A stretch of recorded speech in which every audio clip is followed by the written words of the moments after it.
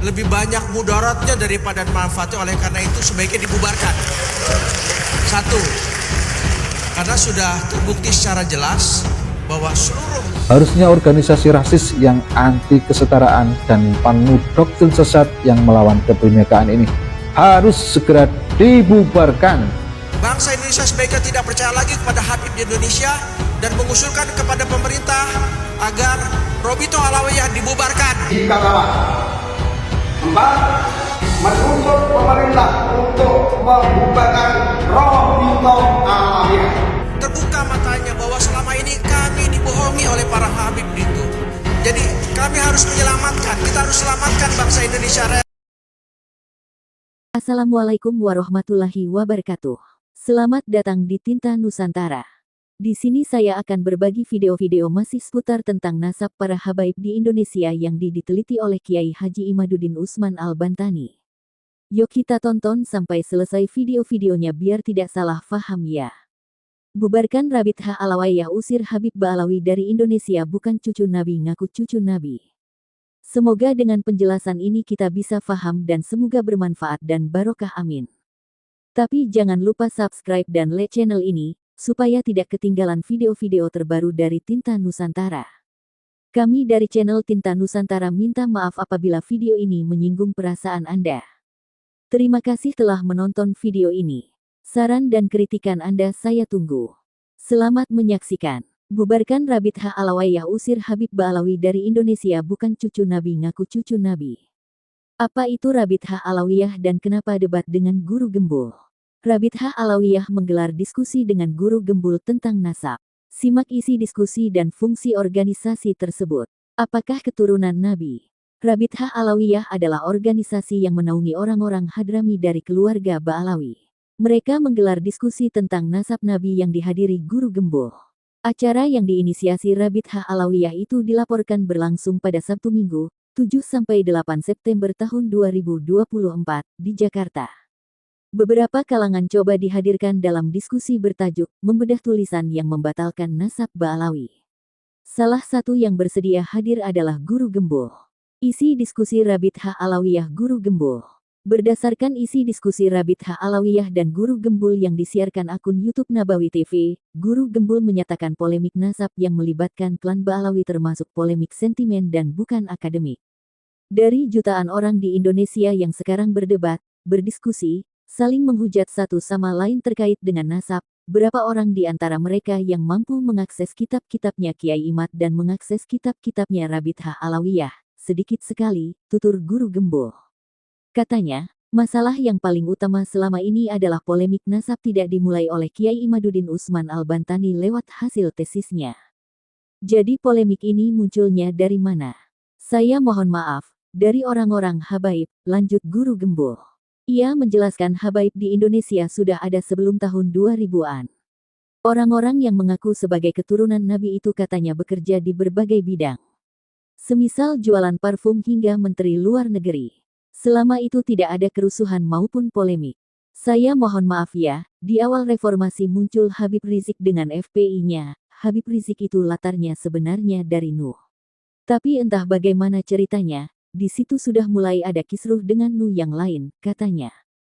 Ia melanjutkan, di antara kaum muslim itu memunculkan satu pikiran bahwa saya itu tidak setuju dengan Habib Rizik, saya itu tidak setuju dengan gerakan-gerakannya yang radikal, saya itu tidak setuju ketika kaum muslimin terlibat dalam percekcokan yang begini dan begitu, banyak di antara kaum muslimin yang tidak setuju itu.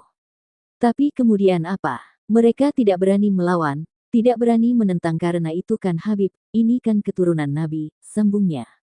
Belajar dari berbagai kasus, Guru Gembul lalu menuding pihak Rabit H. Alawiyah. Ia menilai mereka telah gagal menyampaikan pesan bahwa Habib termasuk baik, rahmatan lil alamin, soleh, tulus, ikhlas, baik hati, dan siap mentraktir. Menurut Guru Gembul, yang ditampilkan selama ini justru kekerasan dengan menambahkan narasi bahwa mereka boleh melakukan persekusi hingga menyentil kasus Habib Bahar bin Smith yang terjadi di pengadilan. Beliau mengatakan, kamu tahu tidak siapa saya? Saya adalah keturunan Nabi. Kalau kakek saya begini, kamu tahu kakek saya seperti ini, kenapa kamu memberatkan? Kamu membuat kesaksian yang memberatkan pada saya, beber Guru Gembul. Habib Fikri Syahab sebagai moderator acara diskusi mengungkapkan pernyataan guru gembul memang tidak salah. Ia mengakui ada Habib yang selama ini tidak mau menerima nasihat Rabithah Alawiyah. Keresahan yang selama ini diterangkan guru gembu katanya juga bisa dipahami. Ada yang mengindahkan, ada yang tidak. Ada yang menerima, memperbaiki diri, ada yang tidak. Jumlah Alawiyin dulu dengan sekarang jauh berbeda, kata Habib Fikri Syahab. Karena nasab ini, orang akan mengukur engkau sebagai keturunan Rasulullah, kok begini perilakunya. Itu yang menjadi keresahan dari Pak Guru Gembul, keresahan itu sangat bisa kita pahami, tegasnya. Sejarah Rabithah Alawiyah. Apa itu arti Rabithah Alawiyah? Mereka adalah organisasi Islam Indonesia yang bergerak di bidang gerakan sosial. Organisasi ini termasuk perkumpulan eksklusif orang-orang Hadrami dari keluarga Ba'alawi. Awalnya bernama Perkumpulan Ar-Rabitatul Alawijah. Proses berdiri dilakukan melalui permintaan pengesahan pada tanggal 8 Maret tahun 1928. Surat diajukan kepada Tuan Besar Hindia Nederland, Gr. Erdbrink. Seperti mengutip laman resmi Rabithah Alawiyah, surat ditandatangani Sayyid Muhammad bin Abdul Rahman bin Syahab Ketua, dan Sayyid Ahmad bin Abdullah Asagaf Sekretaris. Merespons permintaan Perkumpulan Ar-Rabitatul Alawijah, Gr. Erdbrink lantas mengakui sebagai perkumpulan legal pada tanggal 27 Desember tahun 1928. Menurut statuten Perhimpunan Ar-Rabitatul Alawijah, tujuan awal Rabithah Alawiyah adalah memajukan bangsa Arab Hadrami secara jasmani dan ruhani. Mereka juga berharap dapat menguatkan tali persaudaraan antara golongan Sayyid dan orang Arab Hadrami lainnya. Kemudian fungsi lain adalah mendidik anak piatu, menolong janda-janda, orang yang tidak mampu bekerja, fakir miskin, serta memelihara keturunan Sayyid dan segala sesuatu yang berkaitan. Tujuan berikutnya yaitu penyebaran dan pengajaran agama Islam, bahasa Arab, serta ilmu lainnya. Tak hanya itu, mereka juga mencoba untuk membangun hubungan dengan tanah asal Hadramaut dan penduduknya demi keamanan dan kemakmuran. Rabithah Alawiyah menuliskan mereka termasuk keturunan Alawiyin dan memiliki hubungan sampai Rasulullah SAW. Jalurnya melalui Sayyidatuna Fatimah Az-Zahra dan Imam Ali Al-Murtada. Rabithah Alawiyah tersebar di penjuru Indonesia. Mereka memiliki Dewan Pimpinan Wilayah DPW dan Dewan Pimpinan Cabang DPC.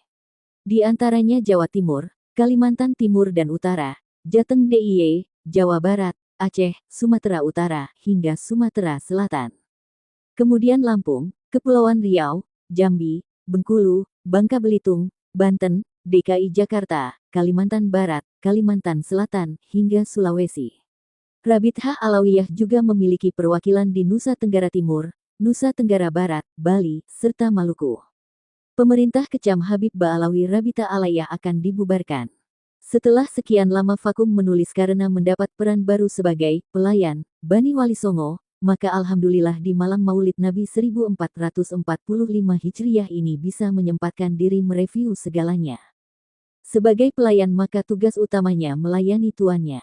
Semoga yang dilakukan misal belum bisa memberikan kepuasan, namun setidaknya ada progres energi positif dan kemajuan.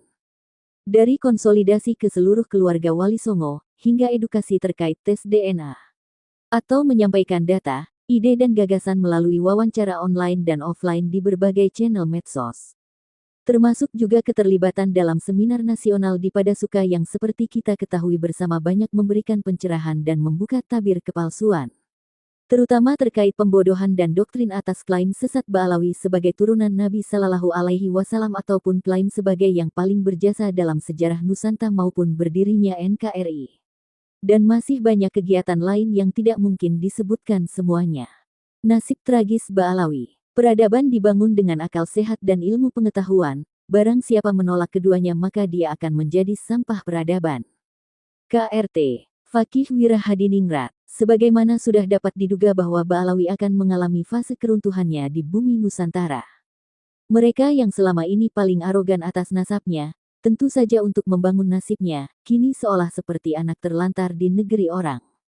Ketragisan tersebut penyebabnya karena 1. Terlalu bangga akan nasabnya yang disambungkan kepada Nabi Sallallahu Alaihi Wasallam. 2. Melakukan praktik rasisme, selain merasa sebagai ras paling mulia juga merembet kepada aturan pernikahan yang direkayasa atas dasar kafaah, atau kesetaraan derajat ras. Di mana putri mereka harus menikah dengan sederajat rasnya yaitu turunan Nabi, sementara untuk yang laki-laki bebas dengan siapa saja. 3. Klaim garis lurus laki-laki silsilah nasabnya kepada Sayyidina Husain bin Ali, cucu Nabi Sallallahu Alaihi Wasallam.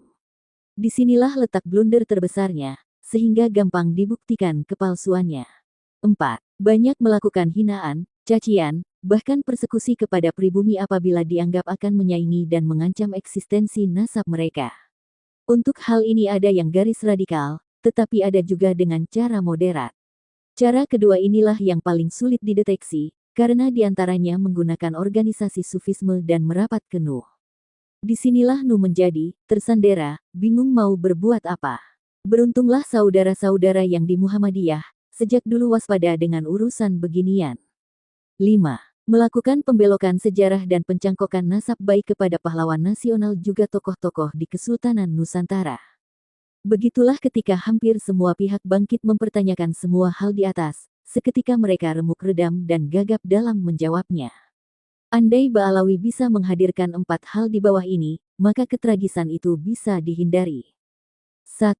Data kitab nasab sejaman untuk menjawab keterbatasan nasab selama 550 tahun. Sampai tulisan ini dibuat hasilnya masih nihil. 2.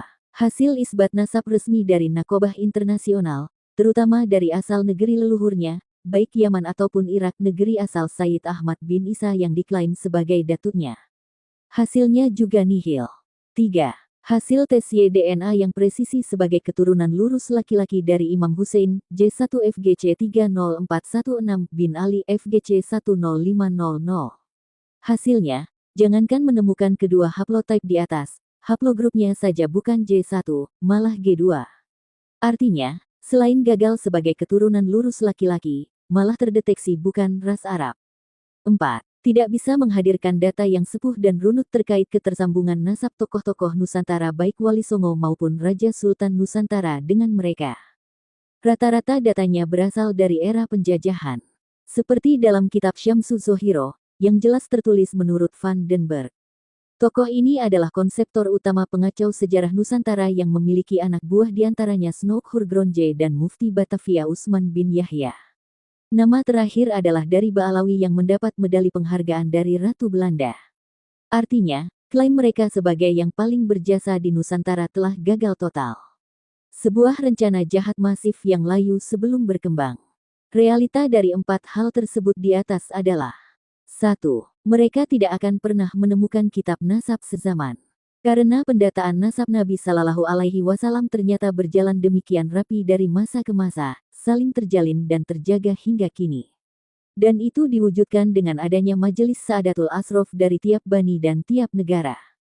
2. Mereka tidak akan pernah dapat isbat dari Nakobah Yaman, karena data keluarga Nabi ternyata sudah demikian rapi, bahkan di abad 7 Hijriah sudah pernah diadakan sensus. Untuk Nakobah Irak, tentu akan lebih tragis lagi, karena Sayyid Ahmad bin Isa hanya punya 3 putra Muhammad, Ali dan Hussein, dan tidak ada nama Ubaidillah yang diklaim sebagai datuknya Ba'alawi. Bahkan tidak pernah hijrah ke Yaman. Semua sudah kami tulis dalam edisi sebelumnya. 3. Apalagi untuk tes DNA, kegagalan di sini membuktikan bahwa catatan Tuhan tidak pernah salah. Haplogrup G mereka menunjukkan garis laki mereka berasal dari Kaukasus, dan haplotype mereka yang memiliki kode PF 3296 identik dengan keluarga Yahudi Ashkenazi. Bila ini dikaji lebih dalam, mereka yang sama sekali bukan bangsa Arab, apalagi Bani Hashim Quraisy. Justru adalah Yahudi Khazari dari Kaukasia, yakni keturunan dari suatu bangsa yang hidup dari merampok di jalur sutra. Suku ini memeluk agama Yahudi di zaman The Great Solomon, Sulaiman alaihi salam untuk memperoleh perlindungan dan jatah jalur sutra yang strategis di Kaukasus. Mereka sama sekali bukan keturunan Ibrahim alaihi salam. Karena bangsa Yahudi yang keturunan dari 12 suku putra Yakub bin Ishak bin Ibrahim harusnya haplogrup YDNA-nya juga J1. Bila Quraisy Bani Ismail bin Ibrahim, J1L859, mereka J1L860. Kerajaan KHAZARI ini beribu kota di Itil, musnah akibat sebuah bangsa asing dari Mongol hingga kerajaan Rusia. Yahudi Khazar ini terkenal sebagai Yahudi suku ke-13, di luar keturunan 12 suku Abrahamik di atas. Bahkan menurut pakar eskatologi dunia, Syekh Imron Hossein, Ya'juj-Ma'juj itu manusia biasa yang jahat dan membuat kerusakan di muka bumi, munculnya dari Kaukasus. Yaitu Yahudi garis ke-13 yang kini mendirikan negara Zionis Israel, dan sebagian lainnya menyebar ke seluruh dunia, baik tetap beragama Yahudi maupun menjadi Yahudi kripto beragama di luar Yahudi. 4. Kegagalan di poin ini diperparah dengan mengklaim nasab terah kerajaan Nusantara ke Ba'alawi. Ibaratnya menggunakan jurus dewa mabuk, namun benturkan kepala ke batu cadas. Kengawuran itu misalnya, mengklaim terah Pakubuwono ke Asegaf, sementara Hamengkubuwono ke bin Yahya, konyol bukan? Padahal keduanya berangkat dari satu kakek yang sama yaitu Amangkurat Jawi. Atau yang sekarang sedang viral, pahlawan yang gugur di perang Sepehi lawan Inggris, yaitu Senopati Singo Barong alias KRT. Sumodiningrat, cucu Sultan Hamengkubuwono pertama dibelokkan ke bin Yahya Ba'alawi. Tentu saja ini akan semakin mempercepat rungkatnya nasib Ba'alawi di Nusantara. Nasib tragis pendukung Ba'alawi. Tiap orang punya hak untuk goblok, tetapi beberapa orang telah menyalahgunakan hal itu secara berlebihan. Al-Habib Yosef Stalin, Bapak Komunis Uni Soviet, Yahudi Khazari berhaplogrup YDNAG, sama dengan Ba'alawi. Apabila majikannya akan bernasib tragis gara-gara bernasab utopis, maka tentu saja jongosnya pun akan bernasib sama, bahkan mungkin lebih pahit. Kenapa? Karena sejarah sering terulang, majikan tetap selamat namun jongosnya biasanya dijadikan korban atau martir untuk melindunginya. Mereka yang tidak mau belajar dari kesalahan sejarah, akan dikutuk untuk mengulanginya. Berdasarkan pemetaan, maka pengikut Ba'alawi bisa dibagi dalam 3 kelas. 1. Golongan akademis yang termotivasi dalam dialektika ilmiah, atau kemungkinan ada juga karena imbalan materi demi biaya penelitiannya. 2. Golongan santri yang bersanad ke Ba'alawi. 3. Golongan masyarakat awam korban doktrinal. Prediksi terkait ketiga golongan tersebut di atas. 1. Golongan ini sulit diminta kesetiaannya, ibaratnya pasukan bayaran, bila imbalan yang ditawarkan tidak memadai, atau dialektika keilmuan sudah tidak menarik mereka akan mudah berbalik arah. Nasib golongan ini relatif akan lebih aman bila segera pandai membaca situasi. Namun tetap saja mereka akan tercatat dalam sejarah, pernah berdiri di sisi sebelah mana. 2. Golongan ini adalah yang paling gamang. Karena sebenarnya mereka kaum ilmiah juga, namun kadang banyak yang masih berpandangan bahwa bila bersanad ilmu kepada seseorang, maka benar atau salah tetap harus dibela. Padahal harusnya faham bahwa urusan nasab itu urusan takdir, urusan hitam putih. Beda dengan urusan ilmu, di mana siapa saja bisa pandai asal mau belajar, dan mengangkat guru juga bisa dari bangsa manapun, tidak harus turunan nabi. Golongan santri yang cerdas, tetap akan jernih dalam memandang hal ini. Karena mentuhankan guru yang salah itu juga kejahatan dalam agama, ikut andil dalam penyesatan kepada umat. Apalagi ini urusannya dengan kesucian Nabi Sallallahu Alaihi Wasallam terkait derajat terkutuk, malun, masalah pernasaban. Guru kita tidak maksum, bila salah wajib ditinggalkan. Janganlah mengambil guru yang palsu apalagi berderajat terkutuk di sisi Tuhan. Kecuali kita juga ingin hal yang sama nasibnya. 3. Golongan terakhir ini adalah harapan terakhir dari Ba'alawi untuk bersembunyi dan memanfaatkan segalanya.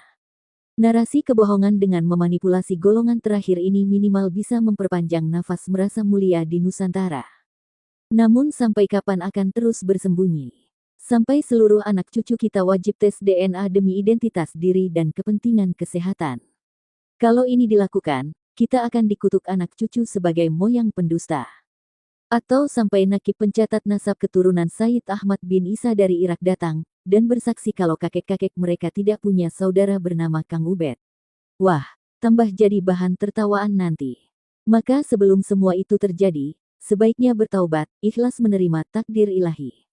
Dilahirkan dari siapapun wajib kita syukuri, dan semuanya punya peluang yang sama sebagai hamba mulia yang bertakwa di sisinya. Selain dosa pribadi, juga dosa berjamaah karena menyesatkan orang yang motivasinya sebenarnya baik, cinta ahlil bait Nabi tapi ternyata kepada si pemalsu nasab Nabi.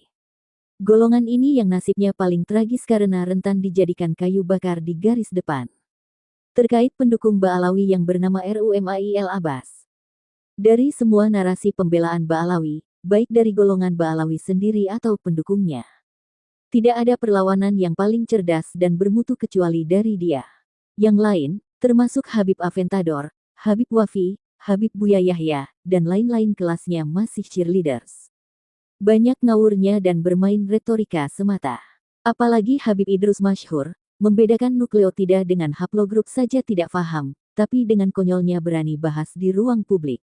Wawalah Drus, para ente. Awalnya, penulis sama sekali tidak tertarik menanggapi semua pendukung Ba'alawi yang menolak validasi tes DNA.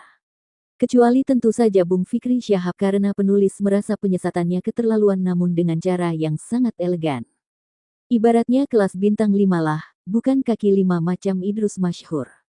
Dan, penyesatan dengan kemasan luksuri inilah yang memaksa saudara kita Dr. Sugeng Sugiharto turun gunung mengingat kredibilitas ilmu genetika sedang diperkosa oleh orang yang bukan di bidangnya. Walau sebenarnya yang geram banyak, namun untuk sementara cukuplah beliau yang aktif memberikan edukasi. Minimal sudah ada 3 doktor dan kepala lab. Genomic Brain sudah tampil di seminar nasional yang diselenggarakan oleh Padasuka tanggal 26 Agustus tahun 2023 di UIN Jakarta. Bagaimana sesungguhnya menentukan garis nasab melalui tes DNA? Oh ya, Rumail Abbas, sampai lupa pula, beliau selebeo. Saya sebenarnya tidak ingin menulis apapun tentang dia, hingga Dr. Sugeng menunjukkan video lama di mana dia menyinggung saya secara pribadi. Apalagi kami sudah membuat pertemuan yang beliau Gus Rumail minta dirahasiakan, entah apa yang ditakutkan. Mungkin terkait pihak sponsor yang mendanai beliau, khawatir mencurigainya, mungkin loh ya. Waktu itu dia ingin ketemu saya dan Gus Fuad, dan dijembatani Dr. Sugeng. Bertempat di Ponpes Gus Fuad Pleret Jogja itu kesimpulannya sebagai berikut. 1. Klaim beliau adalah penggiat sejarah historian, yang dulu membela kaum Syiah, tertuduh Islam liberal, dan korban G30 SPKI. 2. Penelitiannya tentang nasab Ba'alawi ini atas sponsor seorang politisi yang bermain politik dengan memanfaatkan beberapa tokoh Ba'alawi. Dan jelas itu untuk kepentingan politik praktis, apalagi memasuki tahun-tahun politik. 3. Dia sudah dipanggil habaib baik yang Sunni kantor Rapusat, maupun yang Syiah, di mana yang Ba'alawi Syiah jauh lebih open-minded dan cerdas dalam bersikap daripada yang Sunni. Infonya beberapa Ba'alawi bersedia tes DNA di lab. Dan T. Jerman dalam koordinasi dengan Gus Rumail pula. 4. Beliau dari jalur ibu, mengaku keturunan Sunan Kalijaga dan keluarga Mbah Mutamakin Pati. Artinya masih bagian dari keluarga Wali Songo pula. 5. Dari ayahnya bukan Asegaf Ba'alawi tapi dari Al-Musawi Hijaz. Entah dari jalur mana belum diterangkan secara lebih detail oleh yang bersangkutan langsung. 6. Kita juga memberi narasi tegas, bahkan Dr. Sugeng bilang, bukumu tentang Ba'alawi akan jadi sampah kalau nanti DNA mereka yang ngaku emas, ternyata terbukti hanyalah kuningan. Dan sebagai sesama kerabat atas pengakuannya di atas, saya mencoba memberi muatan, apabila kadung disponsori buat buku, tolong dikasih narasi berkelit, andai nanti situasi TDK menguntungkan tetap bisa selamat, yaitu manakala Nakib Bani Jamil yang mencatat nasab 3 putra Said Ahmad bin Isa bilang, Datuk kami TDK punya saudara bernama Ubaidillah. 7. Dia minta sebagai pertemuan rahasia, karena takut mungkin dituduh main 2 kaki atau untuk kepentingan yang lain. Awalnya kami akan mematuhinya, namun karena akhirnya beliau ciderai sendiri, terpaksa pertemuan tersebut kami buka ke publik. Kenapa kami anggap pertemuan tersebut dicederai oleh Gusra sendiri? Setidaknya ada beberapa alasan. 1.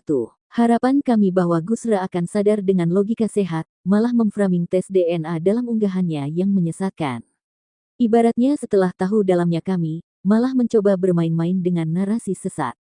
Itulah yang membuat akhirnya Dr. Sugeng sebagai inisiator pertemuan tersebut, kami minta agar membuat vlog edukasi DNA, agar narasi sesat tidak meracuni publik lagi. 2. Klaimnya akan tetap di barisan akal sehat, namun ternyata ketika hadir di seminar Padasuka, tidak berani bertanya, mungkin karena ada Prof. Anhar Gonggong, pakar sejarah sungguhan, bukan abal-abal. Bahkan ada Kiai Imaduddin Usman sebagai pembicara di seminar pun tidak dimanfaatkan untuk diskusi yang sehat. 3. Malah segera cabut dari arena seminar, dan mempercepat kehadiran di forum Banten sebagai pihak pembela Ba'alawi, padahal di Jogja sudah bersepakat bahwa menguji kadar emasnya dahulu lebih utama daripada meributkan dokumennya. Ada banyak saksi dan selalu ada rekod di Ponpes Gus Fuad Pleret. Yang terakhir, beliau pernah membuli saya sesuai video di atas, ketika di awal kemunculannya ikut meramaikan polemik ini. Bagi saya, yang punya pedoman, kita sangat bisa memanipulasi catatan manusia, namun tidak mungkin bisa memanipulasi catatan Tuhan dalam diri kita, melihat siapa saja yang mencoba membuat narasi membela Ba'alawi tapi anti-tes DNA, maka saya nilai selain tidak paham juga sedang berusaha menyesatkan publik. Dan manusia-manusia seperti ini sungguh tidak layak ditanggapi, lawang catatan Tuhan saja dia cederai, apalagi komitmen luhur kemanusiaan. Dan dalam bulian Kanjeng Gus Rumail itu menanyakan kapasitas saya berbicara DNA. Baiklah, perlu saya jawab, agar narasi DNA yang semakin tegak ini mendapatkan posisinya yang mulia sebagai catatan Tuhan yang layak dimuliakan oleh manusia-manusia yang beriman dan berpikiran sehat. Ini jawaban saya. 1. Membatalkan klaim sesat nasab Ba'alawi tidak perlu turun gunung sekelas Prof. Herawati, atau Dr. Sugeng Sugiharto, Dr. Ari Keim, DKK. Cukup mahasiswa semester 4 jurusan biologi, karena sangat mudah sebab klaim garis lurus laki-laki tersebut hanya berurusan dengan stabilnya DNA kromosom Y yang diturunkan melalui garis patrilineal garis laki-laki. 2. Dan alhamdulillah sebagai pemerhati DNA, selain saya bertanya kepada ahlinya juga pernah kuliah di 4 kampus yang berbeda, dan 2 kampus diantaranya sekilas membahas tentang DNA. 3. Walau tidak secara langsung namun seolah gelar KRT saya juga dipertanyakan keabsahannya, saya jawab bahwa ini adalah perlawanan kebudayaan, maka saya lebih suka menggunakan gelar kebudayaan daripada gelar akademik. Dan gelar tersebut resmi bukan abal-abal, juga ditandatangani oleh Raja yang Syah dari beberapa keraton. Artinya mewakili kegelisahan keraton-keraton Nusantara yang sejarahnya juga dimanipulasi dan berusaha dibelokkan dengan narasi sesat ke arah Yamanisasi. Dan alhamdulillah, sekarang barisan ilmuwan genetik siap memberikan testimoni kebenaran manakala kredibilitas sebuah ilmu mencoba diciderai dengan narasi sesat. 4. Gus Rumail juga mencoba membuli saya dengan situs Google Scholar untuk menguji kepakaran seseorang. Dan sekarang saya pertanyakan balik, beliau yang sudah berani menghina para pahlawan bangsa, bahkan memuji Mufti Batavia yang anteknya Belanda, serta narasi-narasi lain yang membuat banyak patriotik bangsa mendidih darahnya. Di manakah posisinya di situs Google Scholar, dan tulisan-tulisan ilmiah apa yang sudah terdaftar di situ? Kalau juga tidak ada, berarti kelasnya masih pemerhati, bukan ahli, atau jangan-jangan hanyalah peneliti pemula. Harapan saya janganlah publik diberi harapan palsu, terutama Ba'alawi, tuntaskanlah dulu kepakaran Anda, baru membela dengan metodologi dan narasi yang benar. Saya sepakat dengan Dr. Sugeng, Anda orang yang cerdas, semoga dikutuk jadi doktor, agar bisa berbicara kebenaran dengan kaidah yang benar. Dalam konteks sebagai saudara, izinkan memberi nasihat, tetaplah berdosa memberi harapan palsu kepada yang palsu.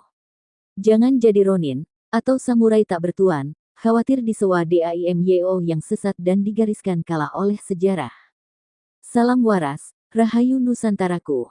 Ditulis di malam Maulid Nabi Sallallahu Alaihi Wasallam 1445 Hijriah, di suatu sudut sepi bumi Untung Suropati dan kampungnya Empu Gandring, semoga kita bisa mengambil ketauladanan dan memetik hikmah sejarah dari ketiganya. Al-Fatihah.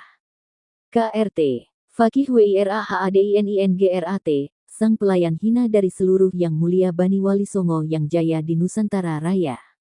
Editor, Didin Syahbudin. Pemerintah menggugat nasab palsu Ba'alawi dan pemalsuan sejarah. Seorang ulama Yaman yang bernama Abdullah bin Sholih bin Ali Abu Talah al-Syarafi membuat sebuah artikel ilmiah berjudul Jinayat al-Istimar al-Britani ala Tarikh Hadramaut, kejahatan kolonialisme Inggris terhadap sejarah Hadramaut. Artikel yang dirilis pada tanggal 6 Juli tahun 2024 berisi tentang bagaimana usaha-usaha pemalsuan sejarah Hadramaut dilakukan oleh penjajah Inggris dengan bantuan para penduduk lokal untuk melenyapkan identitas nasional Hadramaut. Penduduk lokal yang dimaksud, menurut Abdullah bin Sholih, adalah oknum-oknum klan Ba'alawi. Lihat H. 2. Dalam artikel itu Abdullah bin Salih banyak mengutip buku karya sejarawan Yaman Salim Faraj Muflih yang berjudul Kadaya Tarikhiyah min Hadramaut min al-Tarikh al-Siri lil Istimar al-Britani, al-Taswir wa Istilab al-Hawiyah, masalah-masalah sejarah dari Hadramaut dari sejarah rahasia kolonialisme Inggris, pemalsuan dan pencurian identitas. Cara yang dilakukan penjajah Inggris dalam menaklukkan bangsa Hadramaut, menurut Abdullah bin Solih, adalah dengan cara membuat masyarakat elit untuk dijadikan anteknya. Penjajah Inggris mendistribusikan sumber-sumber kekuasaan, kekuatan dan dominasi melalui pemilihan kelas atau suku tertentu untuk menjadi elit masyarakat guna menghubungkan kepentingan dan ambisinya dengan kelangsungan hidup dan kepentingannya. Kelompok atau suku ini disebut kelompok hewan peliharaan lokal yang ramah dan bersahabat dengan kolonialisme. Inggris memilih agen dari kelompok kesayangan lokal ini untuk mengelola kepentingannya dan melaksanakan rencana kolonialnya yang merusak kehidupan sosial, budaya, dan ekonomi bagi masyarakat pribumi. H2. Lalu Inggris dan hewan peliharaan lokalnya melumpuhkan ingatan orang Hadrami tentang masa lalunya yang gemilang dengan merubah sejarah dan nasab silsilah para tokoh-tokohnya, sehingga hilanglah kebanggaan orang Hadrami terhadap leluhurnya dan sejarah peradaban negerinya yang asli. Para tokoh-tokoh pribumi Hadramaut, silsilah nasabnya dibelokkan ke suku Quraisy, Ansar atau Hijaz. Celakanya, para tokoh-tokoh ini malah berbangga dengan usaha itu, tanpa menyadari bahwa yang demikian itu meruntuhkan semangat nasionalisme mereka sebagai pribumi asli Hadramaut dan memutuskan hubungan kesejarahan mereka dengan leluhurnya. Metode yang dilakukan oleh penjajah Inggris untuk usaha tersebut adalah, pertama, menyembunyikan dan memusnahkan sepenuhnya perpustakaan sejarah Hadrami yang berisi manuskrip-manuskrip Hadrami yang memuat identitas sejarah mereka. Kedua, menulis sejarah palsu yang menjadi sumber satu-satunya dalam menatap sejarah Hadramaut masa lalu. Lihat halaman 2. Sumber palsu tersebut, lanjut Abdullah Solih diantaranya adalah riwayat Sanbal Ba'alawi, kitab sejarah Syi'r karya Bafakih Ba'alawi, kitab sejarah Syi'r karya Basanjala Ba'alawi, kitab bin Hamid Al-Kindi, yaitu tentang pengagungan klan Ba'alawi, dan kitab Al-Nur Al-Safir karya Al-Idrus. Usaha penghapusan kebenaran sejarah Hadrami terjadi belakangan, setelah situasi menjadi stabil seperti sekarang ini, dan ini terjadi pada akhir abad ke-13 atau awal abad ke-14 Hijriyah, pada era dua negara Kuwaiti dan Katiri terhubung. Nama-nama orang yang mengatribusikan buku-buku ini tidak diketahui sama sekali. Halaman 2. Abdullah bin Solih mengutip perkataan seorang politisi Jerman, hapuslah sejarah rakyat dan setelah satu generasi mereka akan berubah menjadi sekumpulan warga biasa dan setelah generasi berikutnya Anda akan mampu memerintah mereka, seolah-olah mereka adalah sekawanan domba. Juga ia mengutip ucapan politisi lainnya, kami mengalahkan mereka bukan ketika kami menyerbu mereka, tetapi ketika kami membuat mereka melupakan sejarah dan peradaban mereka. Halaman 1. Lihatlah, bagaimana para agen elit lokal melaksanakan rencana penjajahan dalam buku-buku sejarah Hadrami. Sekelompok dari mereka, menurut Abdullah bin Solih, mengumpulkan manuskrip-manuskrip dari perpustakaan dan individu, kemudian manuskrip-manuskrip itu dihilangkan. Mereka mengambilnya dengan paksa dan ancaman. Salah satu dari mereka biasa membual bahwa dia mencium bau buku di rumah. Orang-orang dari klan Ba'alwi yang berkeliling mencari manuskrip itu, menurut Abdullah bin Solih, di antaranya adalah Alatas, Alwi Al-Haddad, Salim Ahmad Al-Muhdar dan Salim bin Jindan. Alatas mengumpulkan manuskrip itu di perpustakaannya di Haridah, Salim Ahmad Al-Muhdar mengumpulkan manuskrip itu di perpustakaannya di Haban. Salim bin Jindan disebut oleh Abdullah bin Solih meminjam manuskrip lalu ia tidak mengembalikannya dan mengingkarinya kemudian ia lari ke Jawa. H3. Abdullah bin Solih juga menyebutkan bahwa ketika manuskrip Diwan Syekh Umar Bamahramah akan dicetak di Jawa, seorang dari marga Assegaf meminjamnya kemudian naskah itu hilang. Menurutnya lagi, Abdullah Muhammad Al-Habsyi mencari dan mengumpulkan manuskrip sampai ke perpustakaan Sana dan Emirat. Ia menerbitkan kitab Bahjat al-Zaman fi Tarikh al-Yaman, karya Yahya bin Husain al-Qasim. Semula kitab itu terdiri dari 3 juz kemudian ia jadikan 1 jilid, karena ia membuang apa yang tidak ia inginkan. Begitu pula ia mentahkik kitab Tarikh Ibnu Hisan. Menurut Abdullah bin Solih, Apa yang dilakukan Al-Habsyi itu terhadap kitab Ibnu Hisan itu masuk ke dalam kategori sabotase dan lemah dari sisi pentahkikan secara ilmiah. H3 Penulis sendiri telah membaca kitab Tarikh Ibnu Hisan ini dan mendapati di dalamnya ada berita tentang tahun wafat Muhammad bin Ali Faqih Muqaddam yang tidak ada dalam manuskrip aslinya. Al-Utas Awad bin Salim Hamdan membuat sebuah artikel dengan judul Hauladiyah, Masadir Al-Tarikh Al-Hadrami, tentang hilangnya sumber-sumber sejarah Hadramaut yang ia sajikan dalam Muktamar Internasional tentang Sejarah dan Sejarawan Hadramaut. Di dalam artikel itu ia menyebutkan bahwa penyebab hilangnya sumber-sumber sejarah itu adalah klan Ba'alwi dan para orientalis. Dengan keahlian dan pengalaman dalam studi penelitian, mereka menyembunyikan apa yang mereka ingin sembunyikan dan mempermainkan sebagian sumber-sumber itu. Mereka melakukan pemutarbalikan, perubahan dan pemalsuan terhadap kitab-kitab asli, lalu membuat pengaburan sejarah Hadramaut. Kemudian pada periode berikutnya, para elit Hadramaut yang belajar kepada para orientalis ini menulis sejarah Hadramaut berdasarkan sumber-sumber kitab yang palsu dengan metode yang disenangi oleh orientalis, yaitu dengan memuji para elit lokal yang sudi menjadi peliharaan penjajah. Alwi bin Tahir Al-Haddad membuat buku sejarah Hadramaut dengan judul Al-Syamil, lalu orientalis Inggris, R.B. Sergin, memuji Alwi bin Tahir dengan mengatakan bahwa ia adalah Amit al-Muarikhin, tumpuan para sejarawan. Menurut Abdullah bin Solih, peninggian Sergin terhadap kedudukan Alwi bin Tahir ini, menunjukkan bahwa Alwi memiliki peran penting dalam mempermainkan sejarah Hadramaut. Halaman 5. Selain kitab Al-Syamil, karya Alwi bin Tahir Al-Haddad, Abdullah bin Solih juga menyebut kitab-kitab yang ditulis berdasar sumber-sumber palsu di atas seperti Al-Duru wal Yakut fi Buyutat Arab Al-Mahjar wa Hadramaut, karya Salim bin Ahmad Jindan Ba'alwi, Tarikh Daulat Al-Katiriyah, karya Muhammad bin Hashim Ba'alwi, Tarikh Hadramaut, karya Solih Al-Hamid Ba'alwi, dan Atwar Al-Tarikh Al-Hadrami, karya Al-Syatiri Ba'alwi. Abdullah bin Solih mengutip Bamukmin dalam bukunya Al-Fikr wa Al-Mujtama fi Hadramaut, ketika apa yang mereka tulis itu bukan sejarah yang sebenarnya, maka terjadi kontradiksi antara satu dengan yang lainnya. Sejarawan fiksi pasti tidak akan selamat dari kontradiksi semacam itu. Halaman 5. Abdullah bin Salih menambahkan, metode orientalis dalam menulis historiografi adalah al-tarsyih, menyuling, dan al-faltarah, memfilter peristiwa sejarah. Yaitu dengan melaksanakan rationing, penjatahan peristiwa sejarah dan dubbing-nya, di samping menyusupkan peristiwa tambahan yang sebenarnya tidak terjadi. Selain itu, dilakukan pula amputasi peristiwa sejarah penting yang tidak diinginkan. Halaman 5. Cara-cara yang dilakukan oleh para penjajah untuk menghapus sejarah suatu bangsa, menurut Abdullah bin Solih, adalah dengan menerbitkan kitab-kitab sejarah palsu dengan diatribusikan kepada ulama Hadramaut sebagai pemberian kredibilitas untuk kitab itu, seperti kitab Mawahib Al-Qudus fi Manaqib Al-Idrus yang diasosiasikan kepada Syekh Muhammad bin Umar Bahrok wafat 930 Hijriyah. Kitab ini, menurut Abdullah bin Solih, mengutip Salim Faraj Muflih, adalah kitab produk penjajah yang tidak ada kaitan secara mutlak dengan Syekh Muhammad bin Umar Bahrok. Halaman 6. Cara lain yang dilakukan penjajah untuk menghapus sejarah suatu bangsa, menurut Abdullah bin Solih, adalah dengan mengganti nama-nama tempat bersejarah dengan nama baru. Dengan cara ini, hancurlah peradaban suatu bangsa. Dalam mengganti peradaban baru itu, bukan dengan cara menggantinya dengan peradaban barat, tetapi dengan peradaban elit lokal peliharaannya. Hal itu dilakukan, bukan karena penjajah menyukai peradaban baru itu, tetapi untuk mengendalikan tumbuhnya peradaban asli bangsa Hadramaut, mengepung dan menundukkan masa depan bangsa. Mereka merubah identitas nama-nama tempat, masjid-masjid, dan yang lainnya. Lalu tumbuhlah nama-nama baru seperti Al-Muhdor, Al-Idrus, Al-Atas, dan sebagainya. Maka hancurlah kesejarahan dari nama-nama sebelumnya yang bersejarah. Halaman 6. Cara lain yang dilakukan untuk merubah sejarah suatu bangsa, menurut Abdullah bin Salih, adalah dengan merubah silsilah nasab leluhur mereka.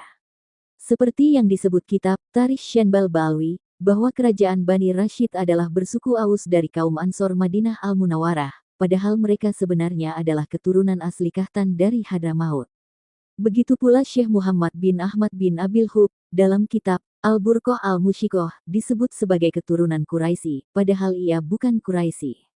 Begitu pula nasab Al-Hatib disimpangkan kepada Aus, Al-Amudi kepada Quraisy, Al-Bawazir kepada Abbas, Al-Katiri kepada Hamdan dan sebagainya.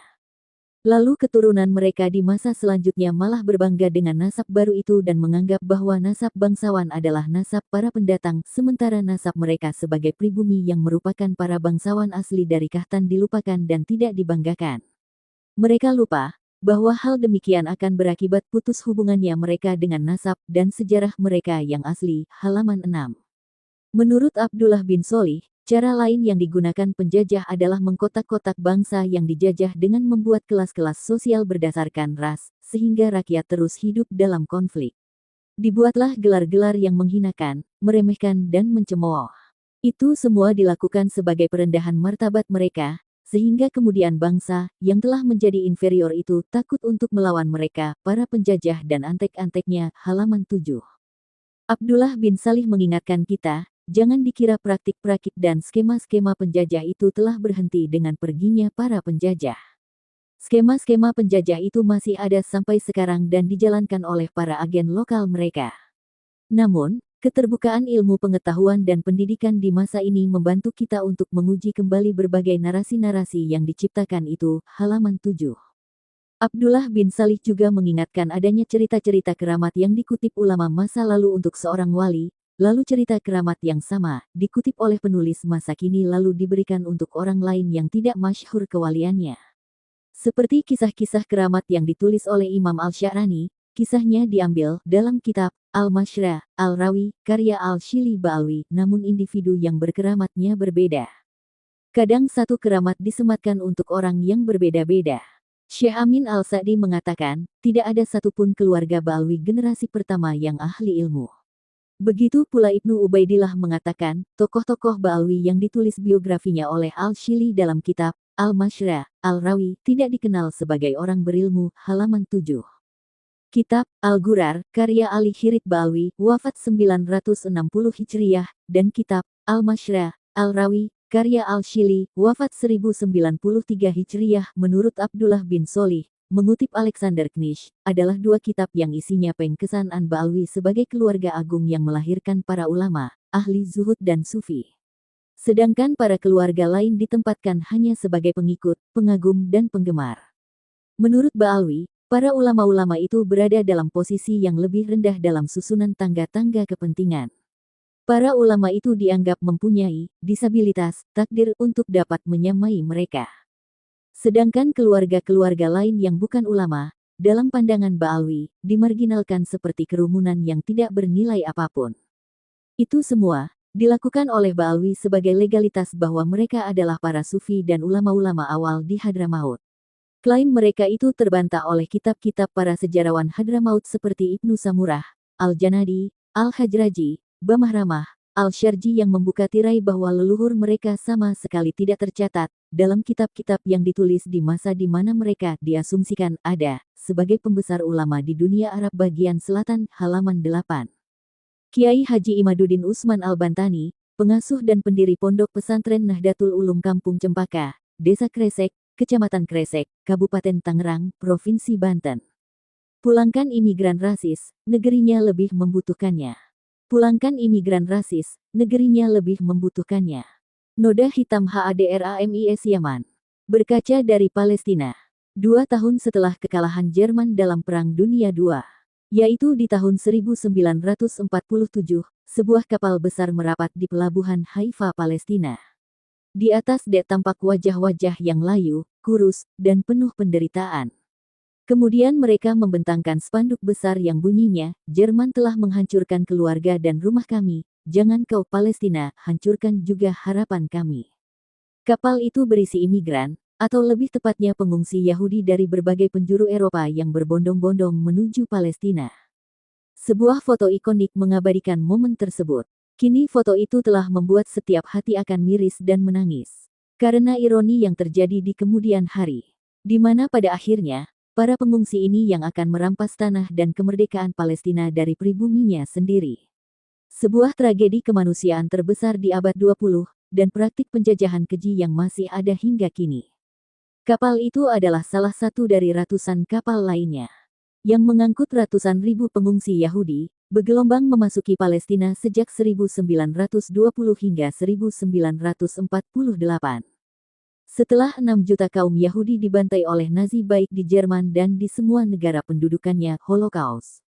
Seluruh Eropa seolah menemukan momentum untuk mengeluarkan ras Yahudi dari setiap negerinya. Kenyataannya, semua negara menolak menampung mereka, karena reputasinya di banyak negeri yang pernah ditumpangi. Ras Yahudi terkenal arogan, licik dan serakah. Di mana mereka tinggal, di situ mereka berusaha mendominasi semuanya.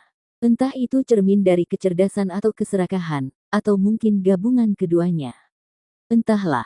Kelak terdeteksi banyak Yahudi ras palsu bukan keturunan Ibrahim yang mengakui sisi Palestina. Mayoritas adalah cangkokan dari keturunan Khazar Kaukasus, DNA mereka sama dengan kaum Habaib Ba'alawi Yaman yang mengaku cucu Nabi di Nusantara. Bukan tanpa alasan mereka menuju Palestina, karena 1. Di zaman itu, penduduk Yahudi dengan jumlah persentase terbanyak di dunia, 5%.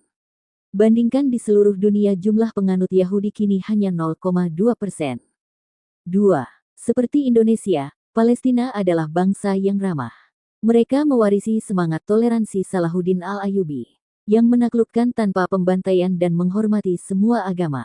3. Ada Yerusalem. Kota suci dari 3 agama Abrahamik, Yahudi, Nasrani, Islam. Bagi agama Yahudi, Yerusalem adalah bekas ibu kota Solomon yang agung. Nabi dari kekaisaran mereka jauh di masa silam. Tentunya cocok bagi bangkitnya Pan-Yudaisme. 4. Dalam penguasaan Inggris, kolonialis yang pro-Zionis. Palestina sebelum PDI adalah bagian dari protektorat Khilafah Turki Utsmani. 5. Palestina sudah menjadi tujuan awal untuk dikuasai oleh gerakan Zionis. 6. Disokong oleh deklarasi Balfour yang licik dan manipulatif antara Inggris dengan penguasa moneter internasional Rothschild. 7. Terpecah dan lemahnya bangsa Arab, dan ini terbukti dengan kekalahan aliansi Arab dalam Perang 6 Hari melawan Israel. Yang berdampak makin kokohnya negara Israel atas Palestina. Kini Palestina kondisinya hancur lebur, miskin dan kelaparan, hampir tiap hari dibombardir dan dibantai tanpa ada perlawanan yang sepadan. Diperparah dengan mandulnya PBB yang selalu diveto negara blok NATO manakala mau menghukum Israel. Tiap hari tanah mereka digusur, rumah dirampas, situs-situs bersejarah terancam dihancurkan, bahkan ribuan makam-makam palsu Yahudi bermunculan seolah mereka layak memonopoli dan pemilik asli tanah Palestina. Walaupun tidak semua orang Yahudi mendukung gerakan Zionis, terutama mereka kalangan Yahudi keturunan asli Abrahamik dan para aktivis kemanusiaan. Uri Davis, seorang warga negara Israel, akademik, aktivis dan pengamat anggota pada Dewan Nasional Palestina yang hidup di kota Saknin, mengidentifikasi dirinya sebagai orang Yahudi Palestina anti-Zionis. Davis menjelaskan, "Saya tidak menggambarkan diri saya sebagai seorang Yahudi Palestina. Saya sesungguhnya memang seorang Yahudi Palestina. Saya lahir di Yerusalem pada tahun 1943, di negara yang disebut Palestina, dan judul akta kelahiran saya adalah Pemerintah Palestina. Jadi, itu tidak berarti, di sini, atau di sana. Nilai pentingnya hanya pada konteks politik di mana saya berada, dan konteks politik yang relevan dengan pekerjaan saya, kegiatan advokasi saya sebagai kritikus Zionisme. Saya adalah seorang Yahudi anti-Zionisme." Jejak kelam imigran Yaman. Lalu bagaimana dengan imigran di Nusantara? Apakah ada peluang kisah tragis Palestina terulang dengan modus yang sama? Mari kita bersama mengupasnya. Imigran Yaman, baik kaum Ba'alwi ataupun non-Ba'alwi, memiliki rangkaian cerita yang relatif baru di Nusantara. Dan kesemuanya baru terekam lantaran inisiasi kolonial Belanda yang mendatangkannya demi tujuan imperialisme itu sendiri. Belanda yang traumatik dengan serangkaian perlawanan di Nusantara hingga mengalami kebangkrutan akut, hingga terpecah menjadi Luxembourg, Belgia, dan beberapa daerahnya lepas dianeksasi negara lain di Eropa.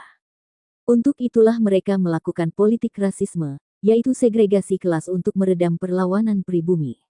Terutama perlawanan dari umat Islam melalui berbagai kesultanan yang bertebaran di pulau. Disinilah Belanda mendatangkan imigran yang siap bermigrasi besar-besaran dengan iming-iming yang pastinya menggiurkan untuk menjadi antek-anteknya. Bagaimana mungkin suatu kaum mau menempuh resiko berpindah dari negeri asalnya yang jauh kecuali dengan 2 alasan. 1. Kondisi di negeri asalnya yang minus dan sangat miskin. 2. mendapatkan jaminan kemakmuran dan fasilitas di negeri tujuan. Dan ketika mereka tiba dengan berbondong-bondong di Nusantara dengan berbagai fasilitas. 1. Naik kapal gratis milik maskapai Belanda. 2. Mendapat tanah gratis dari Belanda. 3. Mendapat pekerjaan dan gaji di berbagai sektor untuk kepentingan Belanda. Mulai dari perkebunan, toko perniagaan milik Belanda contoh, ayahnya Rizik Syihab FPI kerja di apotek Belanda, hingga menjadi kapitan Belanda di banyak kota dan menjadi mufti yang berfatwa demi kepentingan Belanda. Usman bin Yahya, mufti Betawi yang berfatwa sesat bagi penganut Thorikoh dan haram memberontak pada Belanda. 4. Mendapat fasilitas warga kelas 2 di bawah ras kulit putih Eropa, dan tentu saja di atas pribumi termasuk golongan ningrat bangsawan pribumi. Mudah untuk dipahami bagaimana mereka terlibat dalam berbagai pengkhianatan kepada perjuangan pribumi. Hingga juga sangat bisa dimengerti bagaimana mereka absen dalam berbagai momen penting menuju berdirinya NKRI yang berdaulat. Yaitu sebagai berikut. 1. Absen di dalam Pergerakan Nasional dan Budi Utomo. 2. Absen di dalam Sumpah Pemuda 1928, setelah terkucil dan telat 6 tahun, baru mereka mendukung di 1934. 3. Absen di dalam perlawanan kepada Jepang.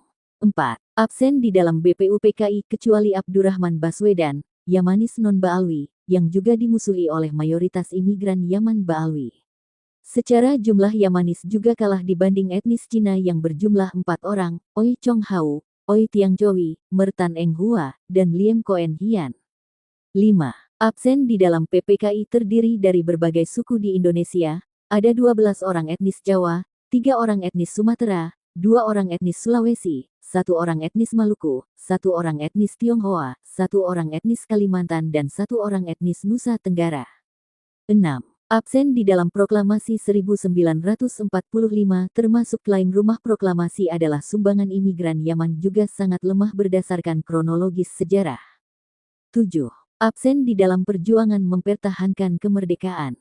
Maklumlah mantan majikannya akan comeback, tentunya lebih bergembira dengan posisi lamanya. Mereka absen di dalam peristiwa besar seperti Bandung Lautan Api maupun Hari Pahlawan 10 November 1945 dengan resolusi jihad dari Hadrota Syekh Hashim Asy'ari. 8. Absen ketika Republik dalam posisi terdesak di dalam agresi militer 1 dan 2. Termasuk perjanjian-perjanjian di dalamnya.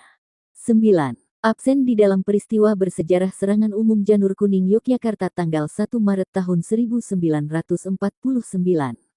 Yang membawa kepada konferensi meja bundar di Den Haag sebagai pengakuan kedaulatan utuh dari Belanda dan internasional. 10. Juga tidak ditemukan jejaknya mereka berkorban di dalam konfrontasi dengan Inggris Malaya maupun pembebasan Papua Barat Irian Jaya. Daftar hitam oknum YAMANIS. Daripada cerita indah, sungguh jauh lebih banyak masalah yang mereka timbulkan. Sejak awal kedatangannya di Nusantara hingga era kekinian zaman reformasi. Untuk kaum imigran non-Baalwi awalnya mereka secara faham keagamaan sama dengan Baalwi.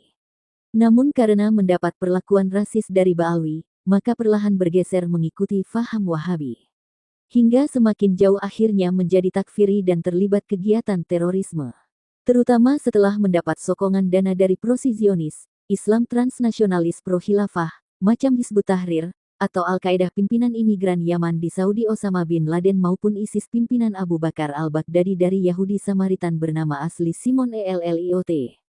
Tokoh-tokoh Yamanis non-Baalwi Indonesia yang terlibat dalam hal ini antara lain adalah Abu Bakar Ba'asyir, Abu Jandal At-Tamimi, Umar Patek dan semua potensi yang muncul dari afiliasi dengan mereka yaitu golongan Wahabi takfiri.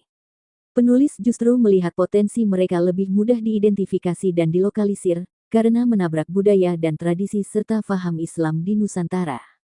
Yang lebih sulit dan diwaspadai adalah mereka yang faham dan ritualnya sama serta mampu menyusup ke sendi-sendi kebudayaan Nusantara. Namun bertujuan membelokkan sejarah, mengkooptasi kesadaran dan akhirnya melakukan kapitalisasi agama dan perbudakan spiritual atas nama klaim sesat sebagai keturunan Nabi SAW. Padahal sejatinya baik secara kajian sejarah, pustaka maupun genetika mereka adalah sama sekali bukan bangsa Arab malah terindikasi keturunan Yahudi Askenazi Khazar Kaukasus. Mereka adalah imigran Yaman klan Habaib Baalwi. Berikut ini daftar noda hitam mereka di Nusantara dari masa ke masa. 1. Fatimah Babut, istri muda yang meracuni Sultan Banten Zainul Arifin, lalu mengangkat keponakannya Abdullah menjadi sultan. Berhasil ditumpas dalam perlawanan Kiai Tapa dan Tubagus Buang, dan putra mahkota yang dibuang ke Sri Lanka dikembalikan menduduki tahta. 2. Keluarga Basyaiban dan Alatas membantu Belanda melawan Diponegoro.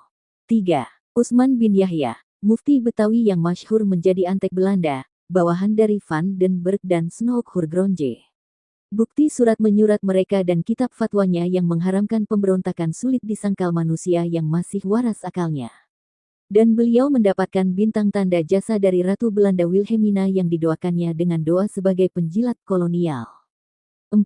Habib Abdurrahman AZZAHIR. Pada tanggal 13 Oktober tahun 1878, ia berkhianat terhadap rakyat Aceh. Dengan kompensasi menetap di Mekah dengan menerima uang tahunan atas tanggungan pemerintah kolonial Belanda, senilai $10.000 Amerika. 5. Muso Al-Munawar atau Paul Mussottte. Pemimpin pemberontakan PKI di Madiun 1948. Dia juga aktor utama yang memecah Sarekat Islam untuk sebagian berpindah haluan komunis. Ada beberapa versi asal-usul Muso, dari anak pegawai kantoran bernama Martorejo, hingga anak Kiai Hasan Muhyi, atau anak Priyayi Ronowijoyo. Tapi sejarah membuktikan tidak mudah masuk di elit Partai Komunis dan menjadi pucuk pimpinannya. Komunis sendiri ideologinya dibangun Yahudi Khazar Ashkenazi Karl Marx, diperkokoh Yahudi Khazar Ashkenazi Stalin di Uni Soviet, di bawah Yahudi Khazar Ashkenazi Belanda Heinz Sniffliet ke Indonesia, dan logisnya diserahkan ke pucuk pimpinan keturunan Yahudi Khazar juga yang menyusup ke pribumi. Sejarah Muso banyak versi, andai ada garis keturunan laki-lakinya maka hasil tes DNA akan membuktikan dia sebenarnya siapa. Bukan suatu kebetulan apabila dia sangat akrab dan bersahabat dengan Stalin, pemimpin komunis Uni Soviet. 6. D.N. Aidit, Ketua PKI pemimpin pemberontakan G30 SPKI. Terkait hal ini sudah banyak yang mengulasnya dengan bukti-bukti yang kuat. Walaupun keluarga Habaib Baalwi mengelaknya karena merasa malu dan terancam kehormatannya. Namun apakah mereka bisa mengelak ketika afiliasi mereka di Yaman Selatan adalah dalam Partai Kiri Komunis Sosialis? Tanda seru tanda tanya. Lalu siapa sekjen Partai Kiri di Yaman Abdurrahman Assegaf, dan mantan Perdana Menteri Yaman Haidar Abu Bakar Alatas, juga mantan Wapres Abdurrahman Al-Jufri yang gagal memberontak dan lari ke luar negeri ayah dari Ali Al-Jufri, ulama yang sering mondar-mandir ke Indonesia, keturunan Baalwi Yaman yang tinggal di Uni Emirat Arab. Yaman Selatan dengan Provinsi Hadramautnya adalah satu-satunya negara komunis di Timur Tengah dan pentolan-pentolannya adalah klan Habaib Baalwi. 7. Pengeboman Borobudur, 1985, pelaku 3 Habib bernama Muhammad Jawad, Abdul Qadir dan Hussein Al-Habsyi. Motifnya jelas ingin menghapus sejarah dan warisan luhur Nusantara. Dengan dalih sumber kesyirikan karena itu peninggalan agama Buddha. Ini mirip dengan gerakan IKONOKLASME yang dipengaruhi Khazar di Bizantium, ataupun penghancuran patung Buddha terbesar di Afghanistan masif dari masa ke masa hingga era Taliban. Sekedar info berdasarkan kajian tes DNA pendiri dinasti Durrani, Ahmad Shah DURRANI terindikasi dari ras bangsa Yahudi Khazar non-Abrahamik, yang menyusup ke etnis terbesar Pashtun Afghanistan.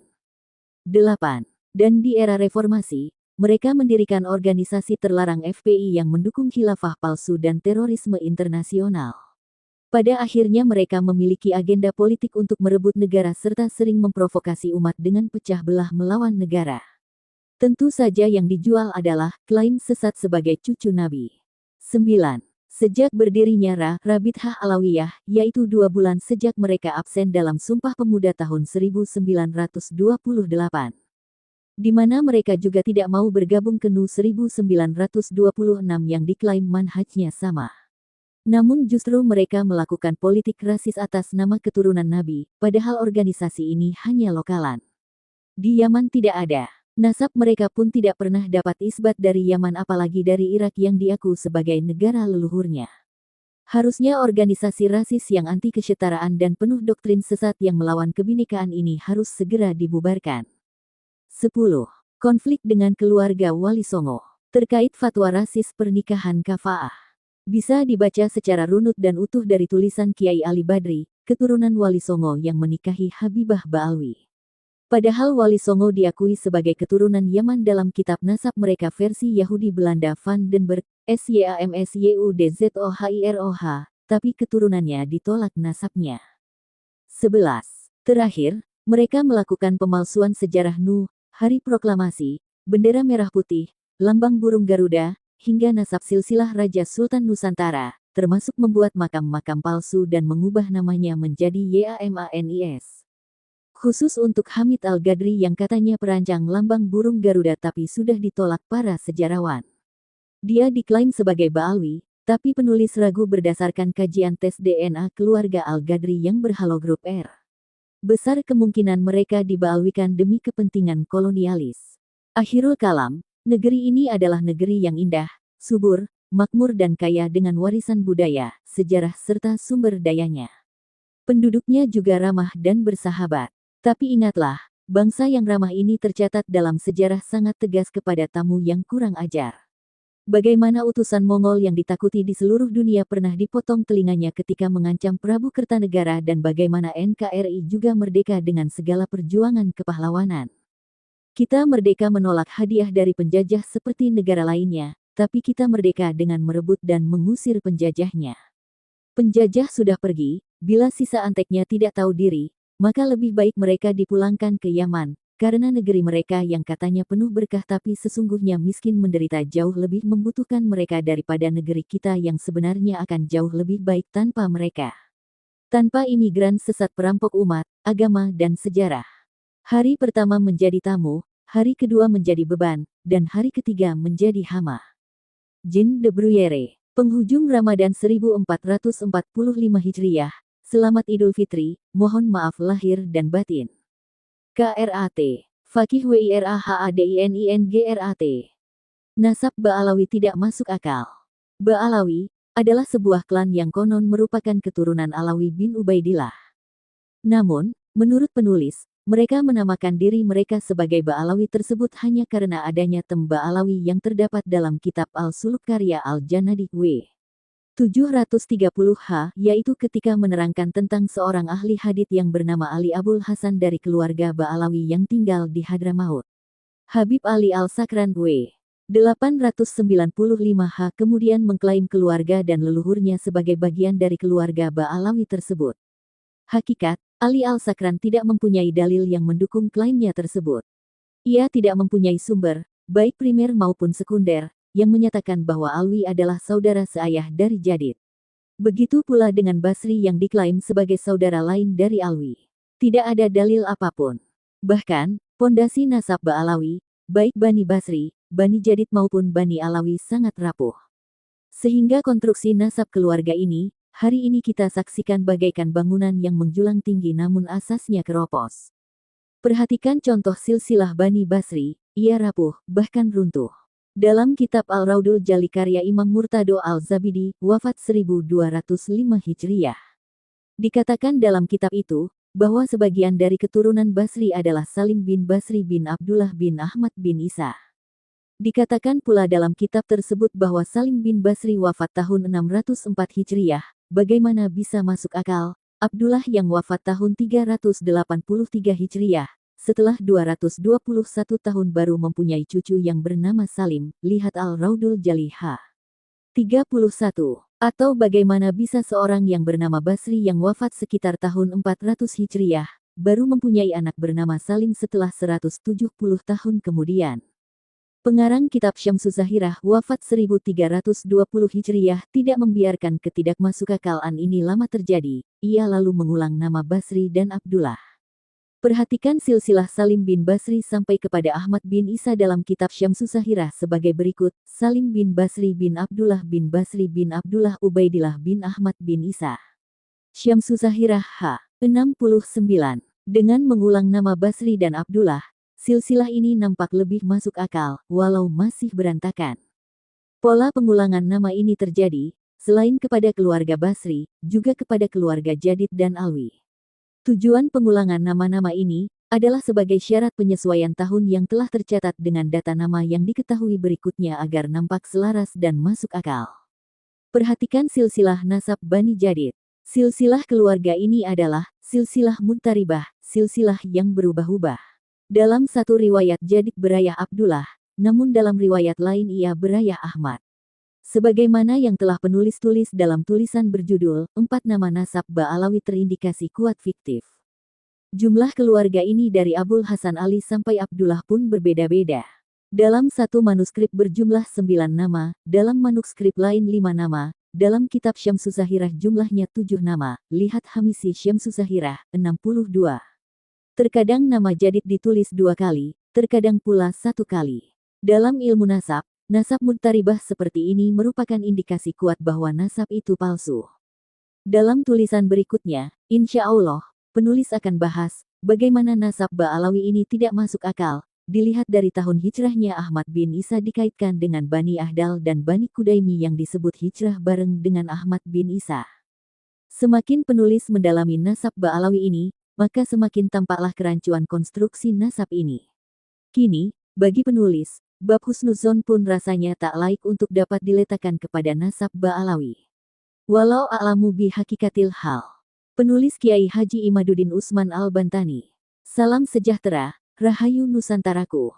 Wa'allahu a'lam bishawab. Demikian video saya hari ini. Semoga bermanfaat untuk teman-teman semua. Apabila video ini ada salah kami mohon maaf yang sebesar-besarnya. Komentar dan saran Anda saya tunggu. Demi kebaikan kita bersama. Tapi jangan lupa subscribe dan like-nya supaya tidak ketinggalan video-video terbaru dari Tinta Nusantara. Wassalamualaikum warahmatullahi wabarakatuh.